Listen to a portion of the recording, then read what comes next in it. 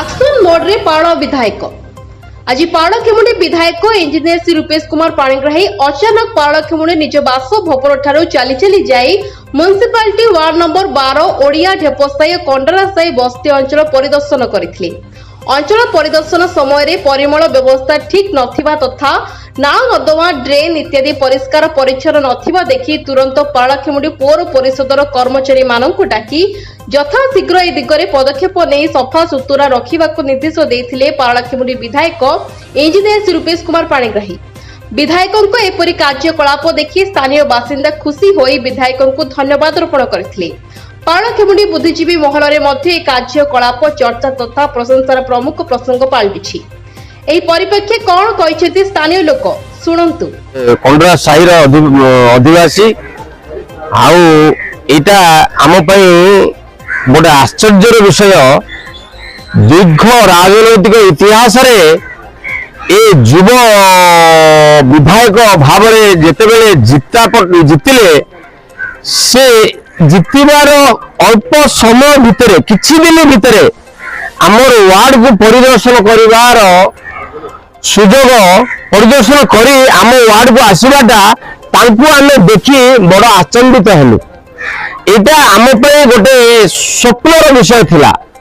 ଆଉ ଆମ ସାହିରେ ବିଧାୟକ ନବନିର୍ବାଚିତ ବିଧାୟକ ପାଣିଗ୍ରାହୀ ବାବୁ ଆସିଲା ପରେ ଆମର ବନ୍ଧ ନାଳ ସାହିର ସାନିଟେସନ ଆଉ ration card old age pension ଏବଂ ଆବାସିକ ଘର ପଟ୍ଟା ବିଷୟ ନେଇକରି ବହୁତ କିଛି ବିଧାୟକ ମହୋଦୟଙ୍କୁ ମୌଖିକରେ କହିଲୁ, ଯାହା ସେ ନିଜେ ଉପଲବ୍ଧି କରି ଆପଣଙ୍କର ସମସ୍ୟା ଯଥାଶୀଘ୍ର ସମାଧାନ କରିବି ବୋଲି ଆମର ତ୍ରିନାଥ ମନ୍ଦିର ଠାରେ ଆମକୁ କଥା ଦେଇ ଗଲେ।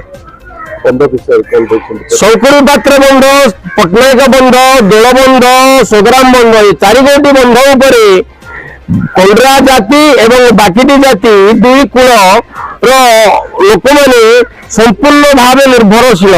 ସେ ବନ୍ଧ ଗୁଡ଼ିକୁ ଆମକୁ ଦୀର୍ଘ ବର୍ଷ ହେଲା ଯେହେତୁ ଦେଇନାହାନ୍ତି, ଆମର ପେଟ ପାଟଣା ପାଇଁ ଆମ ଲୋକମାନେ ଦାଦନ ଶ୍ରମିକ ଖଟିବା ପାଇଁ ଯାଉଛନ୍ତି।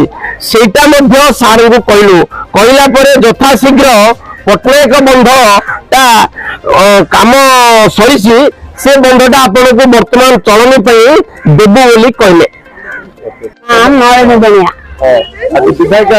ବିଜୟ ଆସିଲା ଆଉ ଆମର ସମସ୍ୟା ବୁଝିଲା ମନ୍ଦିରରେ ବସିକି ତ୍ରିନାଥ ମନ୍ଦିରରେ ବସିକି ଆମର ଦୁଃଖ ସବୁ କହିଲୁ ଆମେ ଆଉ ସବୁ ଜଣାଇଲୁ। ବନ୍ଧ ବିଜୁଳି କହିଲା ଆଉ ନାଳ ହଁ କହିଲା। ହଁ ଖୁସି ଲାଗୁଛି, ହଁ ବେଶୀ ଖୁସି ଲାଗିଲା ଆସିବା ତ ଆମର ମନ୍ଦିର ପାଖେ ଆସିକି ବୁଝେଇଲା ଆମର ଆମେ ଦୁଃଖ ବୁଝେଇଲୁ କହିଲେ ସବୁ ବିଧାୟକ ଆସିବାରୁ କେମିତି ଆପଣଙ୍କୁ ଲାଗିଲା? ଖୁସି ଲାଗିଲା, ସମସ୍ତଙ୍କୁ ଖୁସି ଲାଗିଲା କି ସବୁ ଖୁସି ଲାଗିଲା। এই কার্যক্রমে মাননীয় বিধায়ক রূপেশ পাণিগ্রাহীଙ୍କ সহ পৌর পরিষদর উপাধ্যক্ষ লেঙ্কা মধু, পিনিটি উমাশঙ্কর, বিজেডি নগর সভাপতি সুধীরঞ্জন মহাপাত্র প্রমুখ উপস্থিত ଥିଲେ। ଗଜପତିରୁ କୃଷ୍ଣ କୁମାର ବେହେରାଙ୍କ ରିପୋର୍ଟ, HMTV ଗଜପତି।